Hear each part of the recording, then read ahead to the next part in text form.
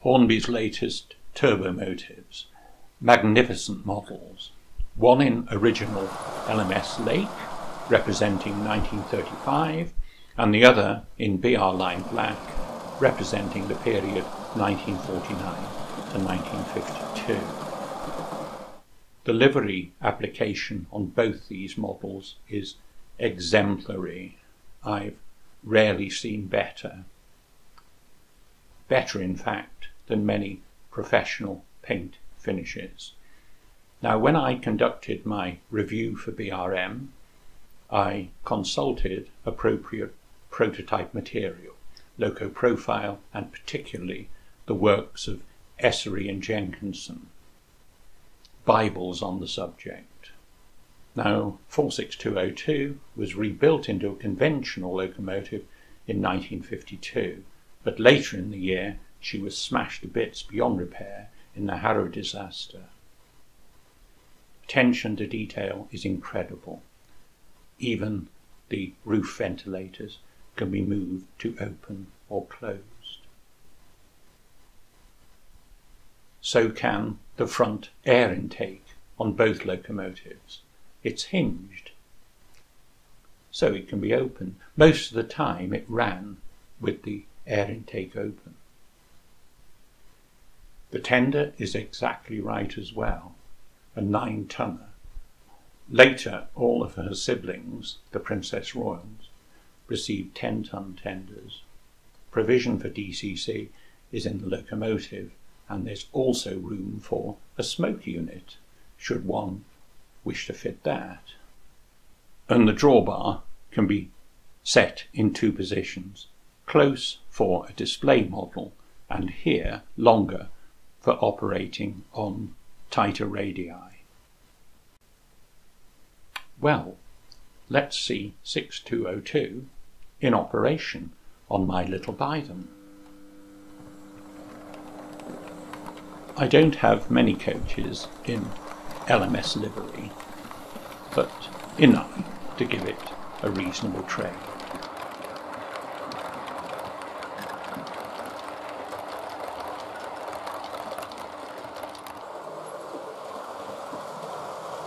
By the way, that's Hornby's latest P2. You might just see the odd glimpse of. And the lights are constantly illuminated.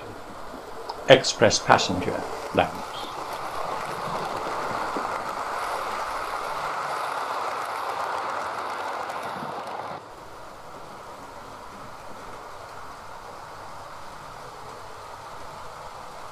Performance is incredibly smooth.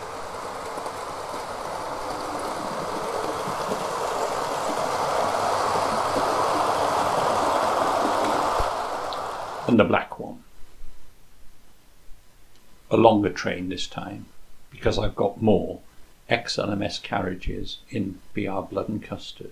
And look at that attention to the livery detail. The lining is amongst the crispest I've ever seen. Back-to-backs as well are set at appropriate 14.5. Really fine scale 00. And both locos work wonderfully through a selection of Pico Streamline, as seen here.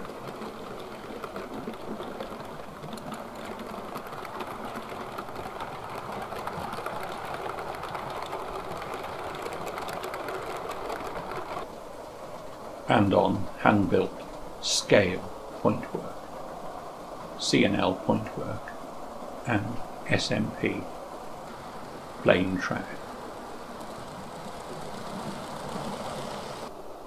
I think the lamps might just be a little bit bright, but it is an express passenger train.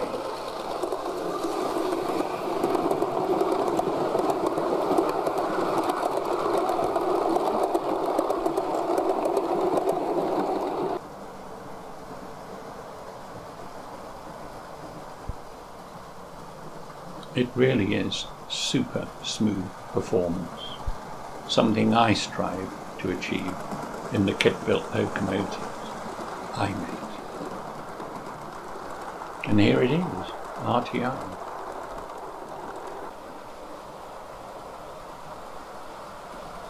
the two together, passing each other. Impossible, of course, but I think it makes a very nice image.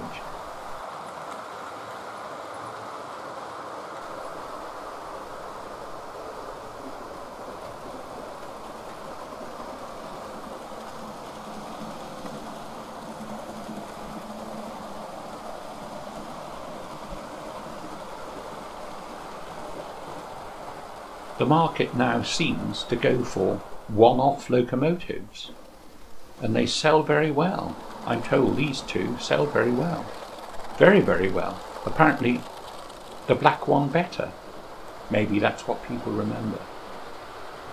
I'm not quite old enough to remember seeing it, even though I might have done as a small child.